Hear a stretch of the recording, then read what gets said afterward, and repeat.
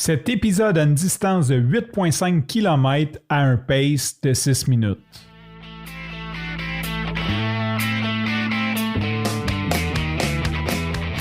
Après 4 ans d'absence, je suis de retour avec Coach Bill pour la saison 2 du podcast Coureur.io. Dans cette saison, on veut rendre accessible le monde de la course à pied par des discussions entre nous et divers acteurs du milieu. Notre mission, vous accompagner à vous remettre en forme grâce à la course à pied.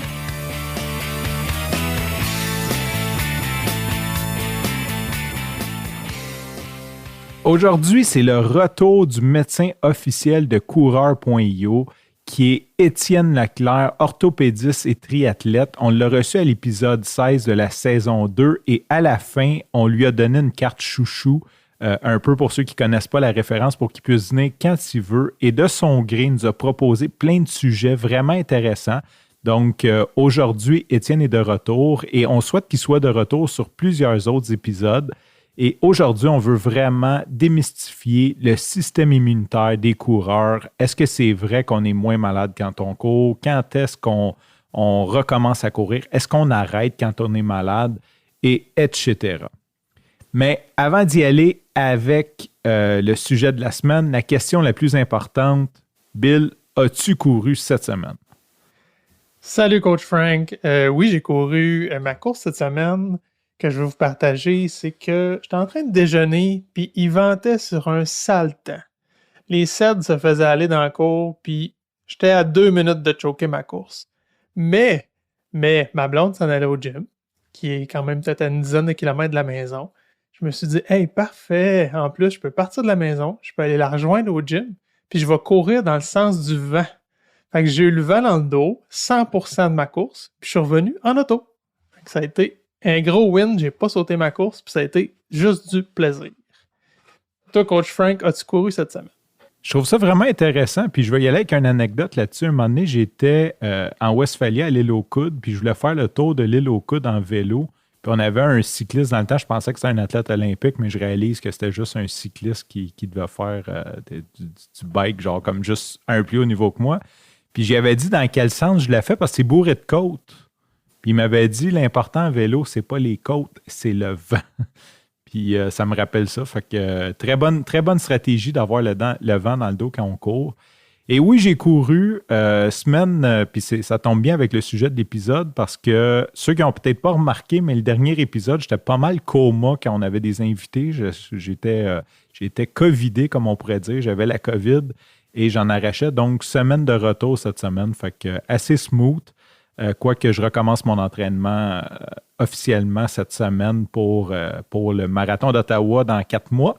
Donc, ça recommence sérieusement. Étienne, as-tu couru cette semaine? Salut les boys. Tout d'abord, avant de répondre à ta question, je veux juste vous remercier de me réinviter avec vous aujourd'hui. C'est toujours un plaisir d'être parmi vous pour discuter de course à pied et de sujets connexes. Donc, je commence juste par vous dire merci de me réinviter à nouveau. Puis j'espère que les auditeurs vont l'apprécier. Maintenant, pour répondre à ta question, non, j'ai pas couru cette semaine. Ça fait déjà quelques secondes que je parle. Les plus observateurs ou les plus fins de vos auditeurs auront peut-être remarqué mon timbre de voix un peu enroué ou congestionné. Ceux qui ont écouté l'épisode précédent peuvent voir la différence ou entendre la différence. Donc, j'ai été malade, moi, dans les derniers jours et quand même pas pire. Ce qui fait que j'ai pris une pause temporaire de sport et d'exercice pour permettre à mon corps et à mon système de récupérer. Et c'est ce qui a aussi inspiré un peu le sujet d'aujourd'hui pour voir finalement qu'est-ce qu'on fait quand on est malade ou qu'est-ce qui fait qu'on est malade. Puis, est-ce qu'on doit continuer à s'entraîner? Est-ce qu'on doit prendre du repos? On entend toutes sortes de théories et de conseils qui vont dans un sens ou dans l'autre. Fait que l'objectif d'aujourd'hui, c'était d'essayer de démystifier un peu tout ça. T'es le deuxième sur Coureur.io qui répond à la négative à « Est-ce que tu as couru cette semaine? » Puis pour une raison différente. La dernière fois, c'était dans le dernier épisode d'ailleurs, où c'était une pause annuelle, un repos. Puis c'était parfait, c'était bien mérité. Puis dans ton cas, tu vois, c'est pour la maladie, puis c'est cool. C'est pas cool que tu sois malade, là.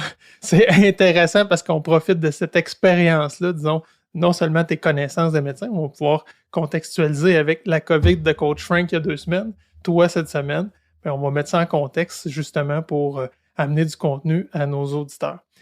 Avant d'aller plus loin dans les questions, je voudrais quand même faire un petit disclaimer à tout le monde. Évidemment que ça ne remplace pas un avis médical. Dans tous les cas, si vous avez des questions, des doutes, consultez un professionnel de la santé. C'est toujours la bonne référence et la bonne voie à prendre. Fait que tout ce qu'on va vous dire aujourd'hui, c'est des généralités, c'est des informations qui peuvent s'appliquer, mais qui ne sont absolument pas un avis médical. Faites-vous pas d'autodiagnostic avec ça, s'il vous plaît. Donc, Étienne en a parlé un petit peu dans son intro, sa présentation, mais ce qu'on se posait comme question, c'est qu'est-ce qui est un frein à l'entraînement? Qu'est-ce qui, à l'inverse, peut être bénéfique de quand même faire un peu de sport quand on est malade? Et où la limite? Est-ce que nous, les athlètes, on est plus prompts justement à être malades ou à l'inverse, on a une meilleure immunité parce qu'on a une meilleure santé globale? C'est tous ces aspects-là qu'on veut faire le tour, dans le fond, puis avec Étienne, puis profiter de son bagage en médecine pour qu'il puisse nous donner des informations par rapport à ça. Fait que, premièrement, la question est simple, là, mais si je suis malade, est-ce que je m'entraîne ou pas? La question est simple, mais la réponse ne le sera pas. Fait que je vais t'amener faire quelques petits détours pour finalement arriver à une réponse. Première chose, c'est qu'il faut savoir, bon, qu'est-ce que tu as comme symptômes ou comme maladie? C'est un peu la base de voir, bon, OK, tu es malade, est-ce que tu as une gastro, tu as une otite, tu as une pneumonie, tu as une rhume, tu as tout ça. Donc, c'est voir un peu qu'est-ce que tu as comme symptômes dans un premier temps. Le but, encore là, comme tu disais, n'est pas qu'on se mette à poser des diagnostics à gauche, à droite, mais juste un peu de voir et, premièrement, comprendre là, quels sont tes symptômes. On peut dire, règle générale, les symptômes qui vont être catégorisés comme mineurs et qui vont se situer au-dessus des épaules vont généralement permettre de continuer ou de poursuivre l'entraînement de façon allégée. Ce qu'on veut dire par là, des symptômes qui se situent au-dessus des épaules, on fait surtout référence aux infections des voies respiratoires, les rhumes, les grippes, les bronchites, les ci, les ça. Donc, on dit généralement, si tu as un nez qui coule, si tu as une gorge qui pique, si tu as une petite toux de fond d'arrière-gorge qui gratte, si tu as le nez congestionné ou bouché, ça fait partie des symptômes qui se trouvent au-dessus des épaules et qui vont permettre généralement de continuer l'entraînement. Tu fais bien de le préciser parce que quand tu as dit ça, moi et Coach Frank, on a tous les deux levé les yeux en haut pour réfléchir, pour dire qu'est-ce que j'ai en haut de mes épaules qui peut faire mal quand je suis malade. Tout à fait. Mais ce que j'aime d'Étienne, c'est que je me dis, OK, je veux revenir avec cette question-là qui clarifie, puis j'ai pas le temps de poser la question que tu clarifies. L'autre épisode, c'était la même chose. C'est vraiment cool comme tu l'enchaînes tout de suite. Tu réponds à nos questions avant qu'on te les pose. Ben, ça fait plaisir. Fait qu'on va continuer dans cette voie-là, mais gênez-vous pas quand même, vous avez le droit d'avoir des questions. Des fois, je suis pas aussi clair que je pense l'être. Je disais donc que les symptômes qui vont être d'intensité légère à modérée et se situer au-dessus du niveau des épaules vont généralement permettre de continuer l'entraînement ou le sport à une intensité plus allégée. Un sport allégé va aider ton corps à sécréter certaines molécules, certaines hormones. Un exemple peut être l'adrénaline, okay, qu'on va sécréter et qu'on va relâcher quand on court. Et un autre nom aussi pour l'adrénaline, c'est l'épinéphrine. On voit se passer ça des fois dans des formules médicaments décongestionnants ou choses comme ça. Donc, c'est un effet effectivement positif de cette molécule-là qui va aider à dégager les voies respiratoires, à diminuer les symptômes de congestion. Donc, s'il y a de quoi, on peut même se sentir mieux en faisant un sport d'une intensité légère à modérée quand on a des symptômes là, qui se situent au niveau des voies respiratoires supérieures. Fait que si je comprends bien, ton corps, suite à un exercice modéré, va sécréter certaines hormones qui vont donner le même effet que certains médicaments. Oui, tout à fait. Fait que ton corps est capable de produire certaines molécules qui ont des effets comparables aux médicaments, effectivement. À l'inverse, on parlait de symptômes plus bas. Je faisais référence à si on a des symptômes au niveau, par exemple, de la cage thoracique. OK? Si on a une grosse toux, on parle des fois de toux bronchique ou de toux creuse ou de toux qui vient vraiment là, des poumons. Ça, à ce moment-là, ça peut être un signe d'une infection un peu plus profonde ou un peu plus avancée au niveau des voies respiratoires. Ça, à ce moment-là, on est mieux d'éviter le sport dans cette période-là. On fait également référence si on a des grosses douleurs musculaires. On sait que la grippe, entre autres, ou l'influenza peut être associée à des grosses raideurs, des grosses douleurs musculaires. Je vous cacherai pas qu'aller courir alors qu'on a tous les muscles qui font mal en partant, on leur fait pas du bien dans des circonstances comme ça. Je fais aussi référence à des symptômes comme la fièvre. Okay? Si on fait de la fièvre, notre corps est en train d'essayer d'élever la température pour combattre l'infection. Et si on rajoute par-dessus ça une activité physique qui, en plus, va faire monter la température davantage, et là, on peut tomber dans une fièvre plus importante, plus intense, puis finalement, on peut se nuire plus que s'aider. Fait que ça, c'est un autre des symptômes là, auxquels il faut demeurer attentif et éviter de s'entraîner si on fait de la fièvre. Dans les autres symptômes qui demeurent plus bas, ben si on descend tout ce qui est gastro-intestinal aussi, OK? On parle de la saison des virus, on pense souvent aux virus respiratoires, mais la fameuse gastro du temps des fêtes est aussi bien présente. Ceux qui ont des enfants d'âge scolaire savent bien de quoi je parle. Et encore là, d'aller courir quand t'as la gastro, c'est pas une si bonne idée que ça. Pas l'idée du siècle, hein? Quoi, des fois, on est obligé de courir quand on a la gastro, mais c'est généralement pour des très courtes distances. Quelques mètres du salon à la salle de bain. Aux toilettes, ouais. T'as parlé d'influenza. Là, on est 3 gars, fait que c'est rien de sexiste, mais est-ce que c'est vrai l'histoire de la grippe d'hommes? Je veux dire, est-ce que les hommes, on est plus sensibles à l'influenza que les femmes, ou est-ce qu'on a plus de difficultés à la base? Ou qu'est-ce qu'une grippe d'homme, en fait? C'est une très bonne question. Puis, je peux te dire que moi, personnellement, dans les derniers jours, j'ai effectivement eu une grippe d'homme. OK? Ce que c'est une grippe d'homme, c'est comme une grippe ou comme une autre maladie respiratoire, une autre infection des voies respiratoires, mais pire. OK? Où je vais en venir avec ça, c'est ma blonde qui a le même virus, les mêmes symptômes, elle va être un peu maganée, un peu ralentie pendant une journée ou deux, puis elle va continuer à fonctionner. Puis moi, ben, je suis mourant. Je suis alité, je vois ma vie défiler devant mes yeux et je me demande si je vais m'en sortir. OK? Je ne sais pas si c'est la même chose de votre côté ou si je suis le seul à vivre ça, mais probablement pas. Je me souviens une fois, j'avais la grippe et j'ai rampé jusqu'à la porte, j'ai débarré la porte parce que j'ai dit si il faut que j'appelle l'ambulance, ils ne pourront pas rentrer. Je pensais vraiment mourir, là.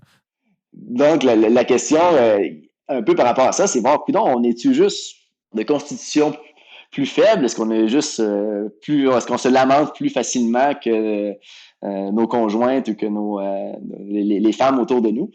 Mais il y a des études scientifiques qui se sont posées la question. Parce que c'est un phénomène qui est effectivement répandu et c'est plus que des simples oui-dire. Les hommes sont plus malades quand ils ont les symptômes. Donc, il y a des études scientifiques qui ont été faites sur le sujet qui ont confirmé que oui, les hommes ressentent davantage de symptômes quand ils ont des maladies telles que la grippe ou l'influenza, mais ça s'applique à beaucoup d'infections respiratoires. Maintenant, pourquoi? C'est là que ça demeure un peu flou. Il y a évidemment des différences au niveau hormonal entre les hommes et les femmes. OK, on pense entre autres à la testostérone qui est sécrétée en quantité beaucoup plus importante chez les hommes.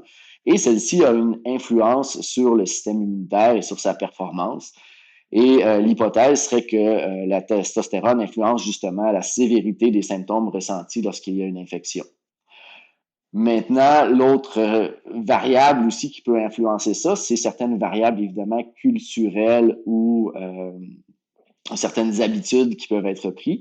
Puis une autre chose qui est notable avec ça, c'est que les hommes vont avoir tendance à consulter plus tardivement lorsqu'il y a des symptômes. Donc souvent, quand ils vont consulter, ben ils vont être rendus plus malades, ils vont avoir un plus haut taux d'hospitalisation, un plus haut taux de admission aux soins intensifs et même un plus haut taux de décès. Donc, oui, les hommes peuvent ressentir davantage les symptômes et en plus vont tarder à aller chercher les soins, ce qui des fois est un combo qui n'est pas idéal. On est un peu tatin, dans le fond. Tout à fait. Puis, c'est un des messages qu'on peut sortir de notre discussion aujourd'hui, c'est les gars, n'hésitez pas à prendre soin de vous et à vous traiter, à vous soigner quand vous êtes malade, à aller chercher un avis médical quand vous voyez que ça va pas et que vous êtes rendu au bout du rouleau. Je veux pas dire nécessairement par là d'aller vous précipiter dans les salles d'urgence bondées du Québec à la moindre nez qui coule ou à la moindre gorge qui pique. mais ne pas hésiter à aller chercher soit un avis via Info Santé ou via votre médecin de famille ou des cliniques de sans rendez-vous ou d'autres endroits comme ça. Si évidemment on peut faire ça sans se déplacer, aller contaminer toute une salle d'attente en leur touchant en face, ben c'est probablement même mieux. Je fais ça lundi. Non, maintenant. Ben, Okay. après bon, l'épisode. ciao les gars. Ça fait un plaisir. Puis, j'en profite de faire une petite parenthèse aussi. Ça touche la santé physique, mais ça touche aussi la santé mentale. OK? C'est des aspects qui sont interreliés et qui, des fois, c'est un peu plus tabou, on a un peu plus de difficultés à en parler, mais c'est connu également que les gens ont tendance à aller consulter très tardivement, là, que ce soit pour des problèmes de santé physique ou mentale. Puis le message que je viens de passer aujourd'hui, là, j'aimerais que ça s'applique aux deux situations là, pour nos auditeurs. Je fais les deux lundi. Non, mais Faire sa part t'a dit que c'était lié dans le sens que si tu vas pas bien dans ta tête, je veux dire, inévitablement, ton corps va pas bien. C'était-tu dans ce sens-là que tu disais ça? Oui, il y a une interrelation là, entre la santé physique et la santé mentale, certainement. Mais je faisais plus le lien pour dire que autant oui, les gens consultent tardivement pour des problèmes de santé physique, mais aussi consultent tardivement pour des problèmes de santé mentale. Puis les deux sont à l'avant-plan dans le temps des fêtes, ok? Autant pour la santé physique parce qu'on a toutes nos parties de famille, puis on se voit, puis on échange des microbes avec nos proches et notre famille, mais autant la santé mentale qui est particulièrement touchée dans la période des fêtes parce que c'est un gros stresseur pour bien des gens. Donc, il ne faut pas négliger cet aspect-là également. J'aime ce que tu viens de dire. Tu viens de dire le mot microbe. Puis on entend microbe, virus, bactéries, pathogènes. C'est quoi cette bibite-là? C'est quoi comme. Qu'est-ce qu'on devrait en retenir? Qu'est-ce qui est important de savoir de la différence entre toutes ces bestioles-là ou je sais pas comment les nommer? C'est une excellente question. Ce sont tous des micro-organismes qui ont le potentiel d'infecter l'être humain. Leur mécanisme d'action va être différent entre autres, les virus et les bactéries, tout comme leur traitement. On peut retenir en général que la plupart des virus vont passer avec un traitement conservateur et de support. On pense entre autres à la fameuse COVID dont on a entendu parler en long, en large dans les dernières années, mais que la plupart des gens qui l'ont attrapé, ben, avec un peu de repos et de temps, ont fini par en récupérer. Si on se projette par contre du côté bactérien, ça peut donner des infections qui vont généralement être plus sévères ou plus invasives et desquelles il est généralement difficile de se débarrasser sans antibiotiques. Mais c'est là que c'est intéressant de savoir par contre que les antibiotiques, ça ne traite que les infections bactériennes et non les infections virales. OK? Donc, les rhumes, les grippes, les COVID de ce monde ne répondent pas au traitement antibiotique. Donc, ça ne sert à rien pour ça d'aller se précipiter chez le docteur ou chez le pharmacien pour avoir des antibiotiques. Par contre, les infections bactériennes, elles vont avoir besoin d'un traitement antibiotique. Si on fait référence, pour vous donner un exemple, dans la même catégorie, quand on tombe dans des pneumonies, généralement, si on a plus besoin d'y aller avec un traitement antibiotique parce qu'il y a une surinfection bactérienne. Si je reviens par rapport à l'entraînement, est-ce que ça a une incidence, le type, que ce soit une infection bactérienne ou virale, ou finalement c'est vraiment plus basé sur les symptômes qu'on vit qui va décider si on devrait aller s'entraîner ou pas? Je te dirais c'est interrelié, c'est-à-dire que les infections bactériennes vont avoir tendance à donner des symptômes qui vont être souvent plus sévères, des symptômes qui vont généralement inclure de la fièvre également. Donc, le conseil, finalement, s'applique un peu aux deux, en ce sens que, oui, les infections virales vont généralement être un petit peu plus légères que les infections bactériennes en termes de symptômes, mais dans les deux cas, que nos symptômes soient sévères ou pas, faut se fier davantage aux symptômes. Fait que COVID, pour donner un exemple, est un virus, mais peut donner des symptômes respiratoires très sévères. C'est pas parce que c'est un virus qu'on dit « Ah, c'est parfait, je peux aller m'entraîner. » Tout à fait. Puis la fièvre, moi, la fièvre, je l'ai souvent utilisée par rapport à les athlètes que je coach. Je dis, mais si tu fais de la fièvre, c'est un no-go. Tu l'as nommé tantôt, ton corps t'envoie un signe qui est en train de se battre contre quelque chose. Laisse-lui le maximum d'énergie pour combattre ça, puis il va pas brûler du gaz finalement, aller courir ou faire un entraînement. Mais outre la fièvre, c'est quoi les signaux qui me diraient je suis peut-être mieux de pas y aller, ou si j'y vais, je suis peut-être mieux de revirer de bord puis de d'écourter mon entraînement parce que je suis pas en train de m'aider. La fièvre et les symptômes sont déjà des bons guides. Un autre outil qui peut être utile, c'est la perception d'effort. OK? Donc, si on dit, normalement, je suis capable d'aller courir 5 km à, je sais pas, 5 minutes du kilomètre, puis pour moi, c'est confortable, je suis en zone d'effort modéré. Puis si là, tu arrives, tu sors, puis tu as de la difficulté à maintenir un rythme comparable, si tu es rendu 30 secondes, une minute plus lent du kilomètre, puis tu as l'impression que tu es en train de t'arracher la vie, ben, c'est probablement que tu n'es pas en train de t'aider puis de te faire du bien. OK? Donc, de se fier à l'effort perçu, si tu as beaucoup plus de difficultés que normalement à accomplir tes temps, tes distances, ben, c'est probablement que tu n'es pas dans une zone où tu es en train d'aller chercher des bénéfices à cet entraînement-là. Une autre façon dont on peut en avoir une idée, c'est avec notre fréquence cardiaque. Il y en a qui vont avoir un moniteur cardiaque en permanence, avec maintenant les montres connectées et autres, ou il y en a d'autres qui vont l'utiliser seulement au niveau de l'entraînement. Mais cette fréquence cardiaque-là peut être un indice de dans quel état est ton système. Fait que si ta fréquence cardiaque de repos est déjà plus élevée que ta fréquence cardiaque normale, c'est un signe que ton système est en train de combattre, est en train de s'opposer à l'infection. Fait qu'il faut respecter à ce moment-là qu'il y a besoin de ressources à cet endroit-là et non au niveau de l'entraînement. Fait qu'on peut vérifier simplement juste prendre notre pouls quand on se lève le matin. Si vous ne connaissez pas vos normales, mais ça peut être une bonne idée de dire, regarde, peut-être qu'apprendre à connaître mes normales de fréquence cardiaque, c'est une bonne idée. Encore là, ça peut se faire avec toutes les montres et appareils connectés, mais ça peut se faire avec juste le doigt au poignet ou à la base du cou, puis savoir c'est quoi ma fréquence cardiaque normale au repos quand je me lève le matin. Puis après ça, quand on est malade, on peut comparer c'est quoi ces fréquences cardiaques-là par rapport à notre standard. Puis quand on va avoir un retour à nos valeurs plus normales, c'est généralement un signe là, qu'on a récupéré et qu'on est prêt à reprendre l'entraînement. Aussi simple que ça. Ouais. C'est cool parce que tu parles des équipements connectés, là, puis j'ai Shootout, j'ai une bague Oura Ring qui check tout ça.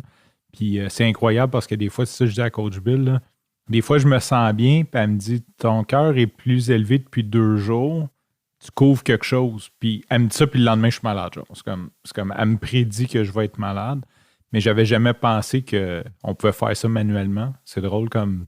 Là, tu me le dis, ça fait du sens. Tu prends ton pouls, tu le notes, puis tu as une idée de ton truc, mais j'ai jamais pensé à ça. Fait que je trouve ça cool. Moi, je me demande si c'est pas ta bague, justement, ta Oura, qui a pas une petite réserve virale dedans, là, qui a dit tu vas être malade, puis qu'elle t'injecte ça dans le doigt pour se donner raison. Écoute, c'est possible. C'est possible. Qui sait? Mais oui, c'est sûr que c'est la facilité, par exemple, avec les objets connectés maintenant, où ça le prend en continu, même quand on n'en a pas besoin. Mais on a quand même la référence a posteriori. Quand justement, tu dis, hey, je fais le pas ce matin, j'étais à, je sais pas, moi, de base, là, j'étais à 68. Mais c'est comme à normal, mais généralement, dans vos applications, Fitbit, Garmin Connect, Polar, Oura, peu importe, vous allez la voir, c'est quoi votre rythme au repos régulier, normal, ou la moyenne sur les 4 dernières semaines, 6 derniers mois. Généralement, là, ces valeurs-là sont conservées. Fait que même si vous ne la consultez pas tous les jours, vous ne la connaissez pas, si vous avez un objet connecté comme ça, généralement, elle est mesurée et conservée à quelque part. Puis j'avais vu un article justement sur des chercheurs dans le début de la COVID qui avaient pris des volontaires avec justement, je pense qu'ils s'étaient concentrés sur des utilisateurs de Fitbit où ceux qui étaient volontaires pouvaient télécharger leurs données.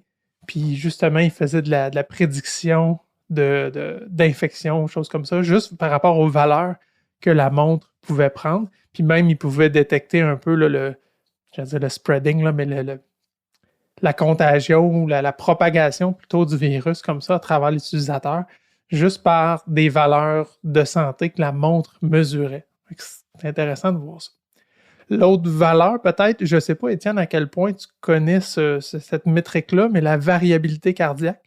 Je pense que ça aussi, ça peut avoir. Il y a le rythme de cardiaque au repos, mais la variabilité cardiaque aussi peut avoir quand même pas une incidence, mais à l'inverse, une infection peut avoir une incidence sur cette métrique-là cardiaque. Oui, tout à fait. C'est un peu plus difficile à mesurer de façon manuelle là, si on n'a pas les applications là, de monitoring, là, comme vous avez mentionné. Mais oui, tout à fait, c'est une autre des variables qui peut être mesurée pour nous donner un indice sur notre aptitude à reprendre le sport. En deux mots, là, je la trouve plus difficile à expliquer, la variabilité cardiaque. Disons que le rythme cardiaque au repos, c'est facile si on le prend généralement au lever ou quand ça fait pas longtemps qu'on est debout, qu'on est calme. T'sais, comme Étienne le disait, on peut le prendre tout simplement au poignet, au cou ou avec un objet ou un brassard, un équipement au doigt. Par contre, la variabilité cardiaque, je sais que du point de vue de ma montre, moi, la Garmin, c'est que ça se mesure principalement la nuit, que ça le mesure en continu, puis ça va me donner mon tracé pour la nuit. Essentiellement, là, je vais essayer de ne pas vous mêler, là, mais c'est que si mon cœur battait pile à toutes les secondes, j'aurais une variabilité cardiaque de 0 millisecondes. Puis l'objectif, c'est d'avoir une variabilité que mon cœur, entre guillemets, ne batte pas tout le temps à 1 seconde d'intervalle pile, mais qui batte à 0.9, 1.1, 0.85, 1.2. C'est des chiffres grossiers là, parce que ça se joue vraiment sur des millisecondes, mais essentiellement, c'est ça le concept. Puis, ce que j'en ai compris, c'est que c'était vraiment l'opposition du système sympathique et parasympathique, un qui génère finalement pas nécessairement l'adrénaline, mais l'espèce de sentiment de fuite ou d'excitation, puis l'autre qui est plus le système qui vient vous apaiser, vous calmer. Fait que le combat de ces deux-là, si ces deux systèmes-là sont très actifs et fonctionnels, ça donne une variabilité cardiaque qui est un peu plus haute. Alors que si ça baisse, ça, c'est que ces deux systèmes-là sont un peu en train de s'éteindre, sont un peu lâches, puis c'est signe de moins bonne santé, ou si, même si je me trompe pas, je pense que vers la fin de la vie, là, ça baisse beaucoup, ça tend vers le zéro, puis c'est un prédicateur, justement. Là. J'ai pas grand-chose à renchérir sur ce sujet. Je trouve que tu l'as très bien expliqué et vulgarisé. Puis honnêtement, je pourrais pas te dire si tu as tort ou pas. C'est pas hors de mon champ de connaissance et d'expertise, mais la façon dont tu l'as expliqué semble faire beaucoup de sens. Puis j'adhère. Merci. J'espère que je suis pertinent parce que tout le monde sait que c'est mon mantra ici à Courant.io. Mais je suis pas mal sûr de ce que je vous dis. Honnêtement, je suis pas mal sûr de ce que je vous dis. Puis c'est une métrique qui est de ce que je vois au niveau du sport, qui est de plus en plus exploitée, justement. Puis que les objets connectés mesurent de plus en plus. Évidemment, encore une fois, c'est à prendre avec un grain de sel, ou du moins pas comme seule valeur, mais souvent c'est un indicateur intéressant puis qui peut donner une tendance ou qui peut justement dénoter une problématique au niveau soit viral ou au niveau du sommeil, par exemple. Moi, j'étais tout content. J'ai dit, je vais me le faire expliquer par un médecin parce que moi, je ne la comprends pas, cette métrique-là. Et Coach Bill a pris la vedette. Je trouve ça cool. Puis peut-être qu'il y a des gens qui regardent ça, mais moi, quand je le regarde, j'ai juste l'impression qu'ils prennent ton rythme cardiaque puis l'inverse. On dirait que le mien, là, si je bats haut, ma variabilité est basse, puis si si mon cœur est au repos, ma variabilité est haute. Fait que j'avais l'impression que c'était juste comme la même donnée inversée. Fait que merci, Bill. Je suis content de savoir que c'est d'autres choses et que ce n'est pas juste un graphique inversé. Je ne sais pas s'il y a une corrélation, mais ce n'est pas que ça. Ça, c'est certain. Ça ne mesure pas la même chose, effectivement. Fait que tout ça pour dire que rythme cardiaque au repos, variabilité cardiaque et même rythme cardiaque à l'effort pour un même effort donné, s'il est élevé par rapport au même effort donné. Mais ça aussi, c'est un signe que, ouais, OK, je suis en train de combattre quelque chose, puis je devrais lever le pied minimalement ou peut-être même prendre quelques jours de repos.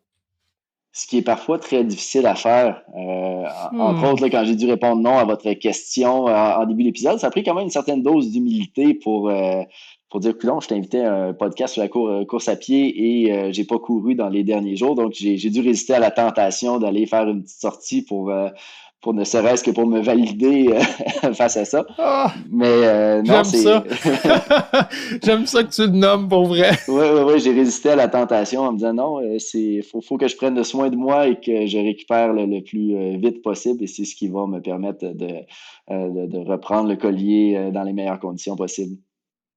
Et une fois qu'on se dit ça, OK, la phase de maladie, du moins, la phase aiguë est passée, comment on aborde le retour à l'entraînement? Je repars all out comme j'ai laissé 5 jours avant ma grippe d'homme ou As-tu des guides à nous donner ou des trucs?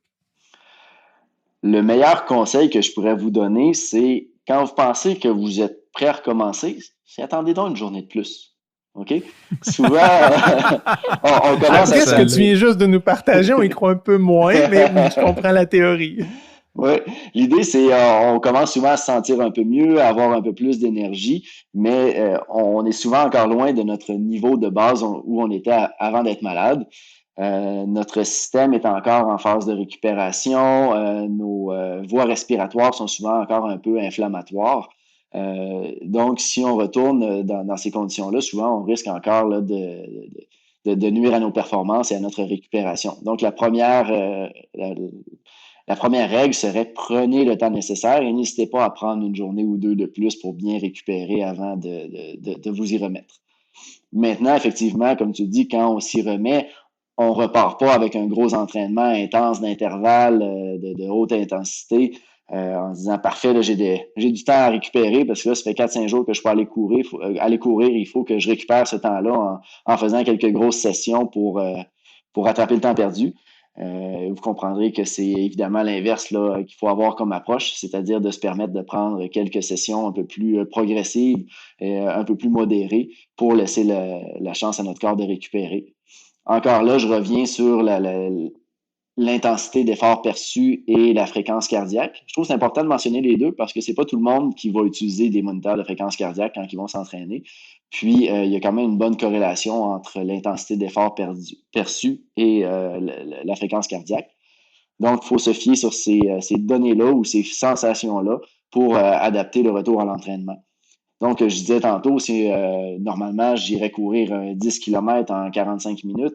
Mais là, mon objectif devrait plutôt être d'aller courir 45 minutes, puis je ferai la distance que je ferai dans cette durée-là, mais en maintenant une fréquence cardiaque ou un effort perçu comparable à ce que j'aurais visé. J'aime beaucoup ce que tu dis. N'essayez pas de reprendre le temps perdu. C'est perdu, on va le dire comme ça, mais c'est pas négatif. C'est juste positif d'avoir pris ce temps d'arrêt-là parce que de toute manière, le virus est inévitable. Vous ne pouvez pas le contrer. Fait que d'arrêter, vous donner les meilleures chances possibles. Puis c'est un sage conseil de ne pas essayer justement de dire ben moi j'avais 100 km à faire ce mois-ci, puis là je suis en retard, je vais en faire plus. C'est un plan pour retrébucher, je pense. Tout à fait. Puis on est vulnérable dans cette période-là aussi à aller attraper d'autres infections parce que notre système est encore irrité, inflammatoire. Si on rentre tout de suite dans des grosses dépenses énergétiques, dans des grosses sollicitations, ben oui, on peut rattraper quelque chose d'autre coup sur coup, puis finalement être dans l'espèce de boucle de toujours malade. Fait qu'il faut faire attention à ça. Moi, je veux commencer par faire je veux faire un partage de ma vie avant de te poser la question. À chaque fois que la famille est malade, j'ai l'impression que je vais m'en sortir. Fait que je vais donner un exemple. Les enfants reviennent avec un rhume. Eux, ils l'ont, sont malades. Je les garde à la maison, je suis correct. Puis là, ils ont fini. Je suis toujours pas malade. Puis on dirait que 2-3 jours plus tard, pang, ça me rentre comme un bat de baseball. Et souvent, je suis plus malade qu'eux. Ça, c'est comme mon observation depuis que je suis plus en forme. Fait que la question, c'est juste une mise en situation pour poser la question. Est-ce qu'on a vraiment un système immunitaire plus fort quand on s'entraîne, autant que ce soit cardiovasculaire ou musculaire? C'est une très bonne observation que tu apportes là. Puis, je vais renchérir en faisant une image miroir que je vis un peu la même chose de mon côté à la maison. J'ai des enfants en jeune âge qui sont à la maternelle, à la garderie et qui ramènent de façon très régulière différentes infections. Puis, un peu comme toi, les quelques premiers jours, tu dis, ah, c'est bon, je vais m'en sortir. Puis finalement, au bout de quelques jours, c'est à ton tour de crasher et de tomber malade. Donc, je veux juste renchérir sur ton expérience vécue et décrite en disant que c'est un peu la même chose de mon côté. Maintenant, est-ce que on devrait être plus, on se dit, non, pourtant, je suis en forme, je suis actif, je suis sportif, je devrais avoir un meilleur système immunitaire, je devrais être capable de mieux répondre et mieux me protéger face à ces infections-là.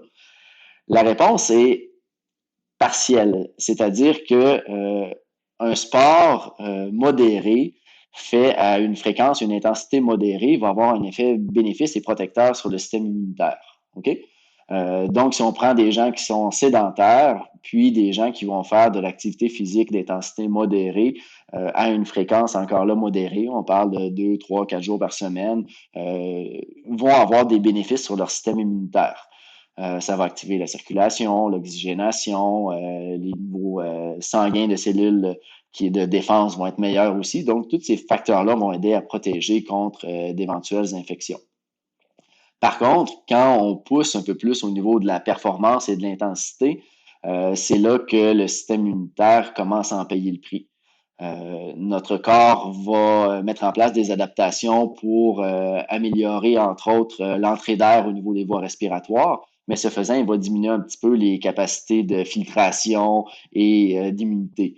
Notre corps va utiliser beaucoup d'énergie pour l'entraînement, pour la récupération, pour la réparation des dommages cellulaires associés, ce qui fait qu'il va avoir un peu moins d'énergie disponible pour notre système immunitaire. Puis on peut même voir une certaine diminution des quantités de cellules sanguines qui sont responsables de la défense contre les infections, entre autres certains types de globules blancs.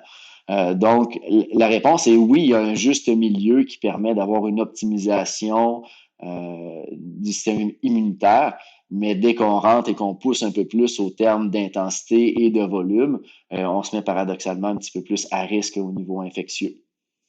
C'est relevé, entre autres, là, chez les athlètes dans leur période de pointe d'entraînement avant ou même après une compétition. On regarde ça chez les marathoniens, entre autres, ben, la période qui vient les semaines avant ou les semaines après leur course vont avoir un plus haut taux d'infection.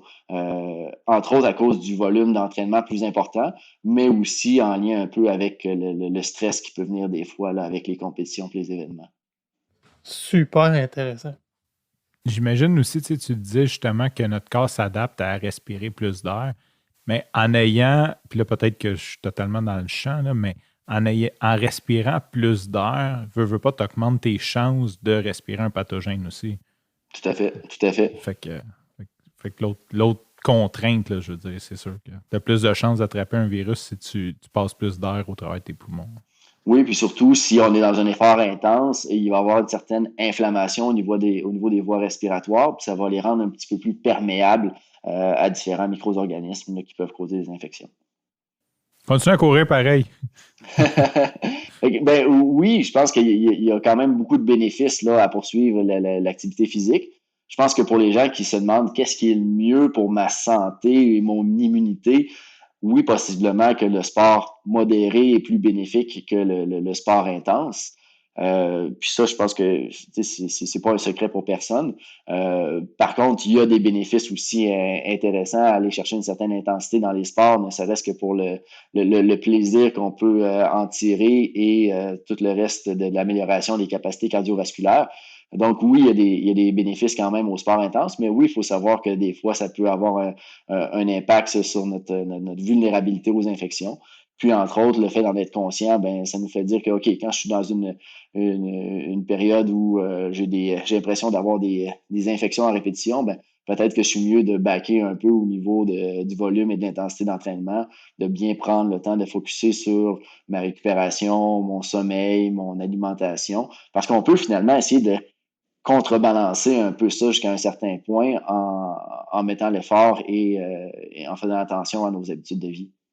Je m'en allais exactement là, qui justement, ça milite pour un des messages qu'on amène souvent sur le podcast, c'est favoriser le repos, que ce soit des journées de repos ou une bonne qualité de sommeil. Même si c'est un sport qui est intense puis que vous pratiquez à des niveaux intenses, au moins si vous pouvez contrebalancer par des bonnes périodes de repos qui sont efficaces, qui sont complètes et un meilleur sommeil, bien évidemment, je pense que ça donne une chance. Tout à fait. Fait que ça vient mitiger les impacts que ça peut avoir. De l'autre côté, tu as parlé aussi, tu as touché un peu de l'alimentation qui pourrait être peut-être protectrice. Y a-tu des généralités que tu peux nous partager là-dessus? Ça va demeurer des généralités, mais je vous dirais effectivement fruits, légumes, la couleur dans vos assiettes serait probablement le meilleur conseil. C'est des aliments qui vont être riches souvent en antioxydants, en vitamines, en minéraux et ils sont différents ingrédients là, qui sont bénéfiques pour votre système immunitaire. Donc, ce serait quelque chose de très général. L'autre chose aussi, c'est de bien rester hydraté là, aussi là, dans ces périodes-là là, pour éviter la déshydratation qui peut être aggraver les symptômes. J'ai une autre question pour toi par rapport à la vaccination. Si je vais me faire vacciner contre la grippe, je suis mieux de courir ou pas après? Excellente question. J'ai pas lu d'études sur le sujet. Tu me prends un peu par surprise avec cette question-là. Je trouve que c'est une excellente question. Euh, Personnellement, quand j'ai eu des vaccins, on en a tous eu, bon, la plupart d'entre nous en ont eu à plus d'une reprise dans les dernières années. Et personnellement, je me donnais quelques jours là, de repos et d'entraînement plus ralenti pour permettre finalement à ma réponse immunitaire de se mettre en place. Donc, mon conseil, je te dirais de gros bon sens, serait de prendre quelques jours plus tranquilles là, suite au vaccin pour permettre à ton système immunitaire de monter la réponse désirée.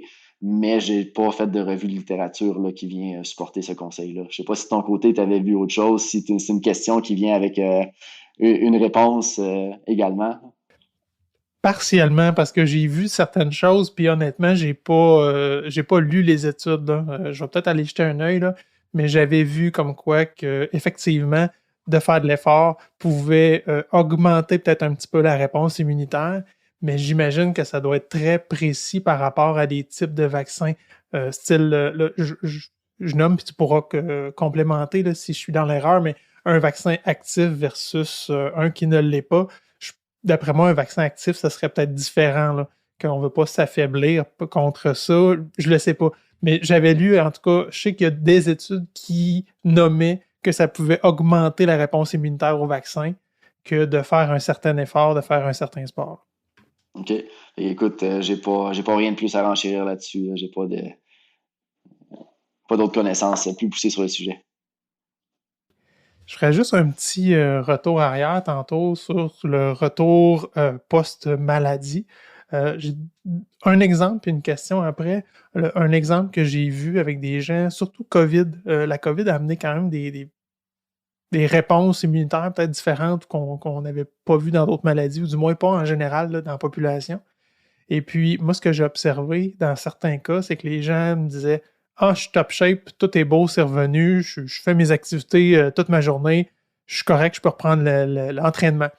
Et dès qu'ils se mettaient à l'effort, il y avait vraiment une espèce de tempête inflammatoire dans les poumons. Il venait, là, ça brûlait, ça chauffait, puis il était obligé d'arrêter. Puis il disait, mais je cours même pas si vite que ça, puis ça fait juste 5 minutes que je cours, puis je suis détruit. Alors que dans ma journée, il n'y a eu aucun symptôme, aucune incidence. Les gens pensaient qu'ils étaient guéris à 100%, mais il y avait clairement un restant de quelque chose.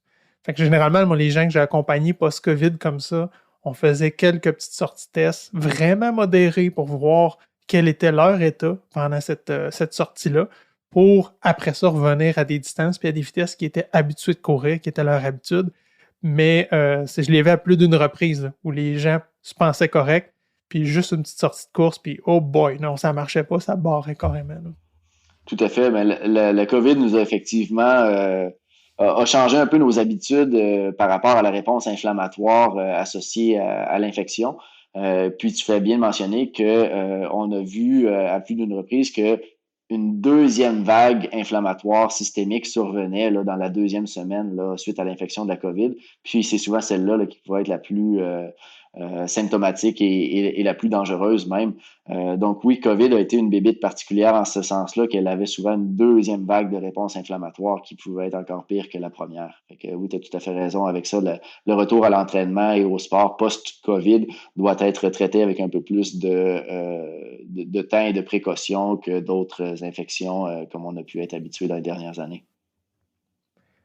Puis l'autre question que j'avais par rapport à ça, c'était si je me sentais, tu dis prends une journée de plus si tu penses que tu te sens bien, mais j'imagine qu'il doit y avoir un bénéfice si les jambes me démangent vraiment trop, là, je vais marcher par exemple.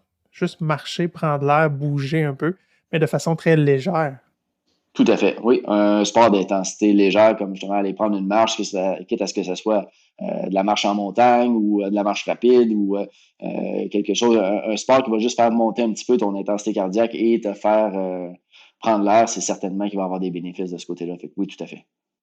Ouais. Sinon, un autre point qui pourrait être intéressant de mentionner, c'est Coach Frank, tu l'as mentionné un peu à la blague entre deux interventions, mais tu mentionnais de ne pas aller en gym quand on est malade.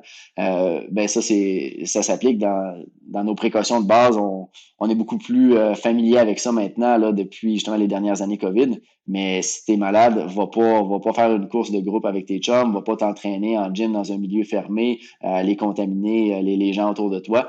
Donc, faire attention là, quand on est malade là, de ne pas aller transmettre ça à nos amis coureurs ou nos amis sportifs là, juste parce qu'on veut être avec eux autres.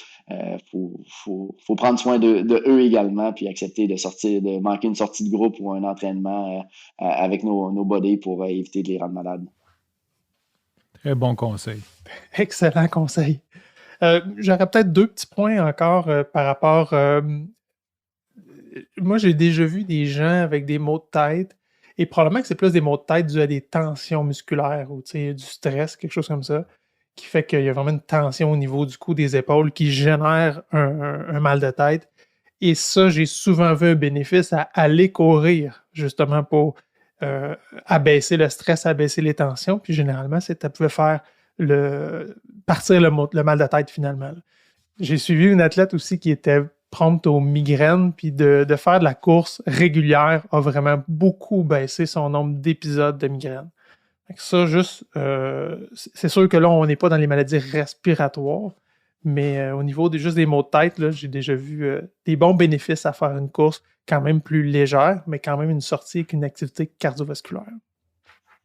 Tout à fait. Fait que je valide ce que tu dis. Encore là, les maux de tête, il y a différentes grandes catégories de maux de tête auxquels ces conseils-là peuvent s'appliquer ou pas. Mais quand on parle du mal de tête standard, là, de sensation de bandeau, de serrement autour de la tête, ce qu'on appelle dans le jargon une céphalée de tension, donc un mal de tête, un peu de stress, de fatigue. Mais effectivement, là, une activité physique d'intensité légère à modérée, comme tu dis, une course à pied ou une marche dehors va faire du bien pour ces symptômes-là en règle générale. Puis l'autre point que je voulais adresser, c'était par rapport à tout ce qui est vigilance et acuité mentale. On en a parlé dans un autre épisode, justement, où si vous filez pas, vous êtes un peu, vous sentez un peu à côté de votre corps, mais même si vous ne faites pas de fièvre ou qu'il n'y a pas d'atteinte pulmonaire, c'est peut-être pas une bonne idée non plus d'aller courir parce qu'il y a un risque de chute, de foulure parce que vous êtes moins focus, vous êtes moins là, votre esprit est moins sharp finalement. Puis ça peut dégénérer en blessure physique parce que vous allez tomber, vous allez perdre pied par exemple, parce que c'est ça, juste parce que l'acuité mentale est moins là, mais ça peut vous nuire là, de ce côté-là, puis créer une blessure physique. Tout à fait. Fait que je pense que le résumé ou le mot de la fin par rapport à tout ça, sans vouloir te l'enlever, serait faut pas hésiter à prendre quelques jours de repos quand on est malade. On se sent tous coupables quand on manque un entraînement, quand on en saute un. On a peur de perdre de la forme, on a peur d'être moins performant. Mais au final, on se rend service à prendre ces quelques jours-là, puis on va revenir plus fort et après une pause qui va avoir permis de recharger nos batteries, plutôt qu'essayer de traîner ça, puis de se ramasser à être malade sans cesse, puis à avoir de la difficulté à remonter la pente. Fait que finalement, il faut prendre la décision de arrêter, puis de savoir que finalement, c'est ce qui va être le plus bénéfique pour nous et pour notre système. Je dirais, faites ce que je dis, pas ce que je fais. C'est en plein ça. C'est la même chose pour moi. Je parle avec ces paroles pleines de sagesse-là, mais moi, on dit que je trouve ça dur de sauter quelques jours d'entraînement. Fait que oui, tout à fait. C'est un beau cas de fait ce que je dis, pas ce que je fais, mais j'apprends là-dessus aussi. Puis là, ça a été cet épisode-ci là, d'infection pour moi dans les derniers jours a été une des fois où je me suis vraiment forcé à arrêter. Puis je pense que c'est la bonne décision. Puis je me sens déjà que je récupère plus rapidement que d'autres épisodes. Donc, tu peux être fier d'avoir répondu non à la question « Est-ce que tu as couru cette semaine? » C'était pour une bonne raison. Tout à fait, tout à fait. Puis c'est drôle, il faut que je fasse un peu attention aussi parce que je mentionnais dans un échange de messages avec Coach Bill par rapport à cet épisode-là, je dis, écoute, as vu qu'il y avait 2 journées consécutives sur mon Strava sans sport ou sans activité. Faut que tu te doutes qu'il y a quelque chose là, qui va pas dans mon cas quand ça arrive. Mais il faut que je fasse attention parce que ma mère est sur mon Strava aussi. Fait que dès que je manque 2 jours ou 3 jours, elle fait « Bon, qu'est-ce que t'as là? T'es-tu malade? T'es-tu blessé? » C'est bon, ça. Il faut que je fasse attention. Là, si je manque quelques jours, il faut que j'envoie un message. Je dis « Non, je suis pas malade. Là. J'étais en congrès ou j'avais une grosse garde puis j'ai pas pu. Là, mais inquiète pas, tout va bien. » Étienne, as-tu quelque chose à nous plugger cette semaine?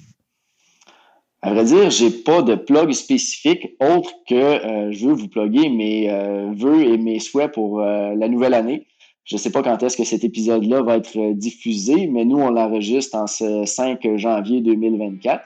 Puis, j'en profite pour vous souhaiter à vous, les gars, puis à vos milliers d'auditeurs, une bonne année. Puis, je vais être cliché, mais je vais vous souhaiter de la santé parce que nous, on dit que c'est important, puis on en a tous besoin pour continuer à faire ce qu'on aime, incluant courir. C'est la base. Sur ce, qu'est-ce qu'on dit à nos auditeurs? Bon repos, puis bonne course après.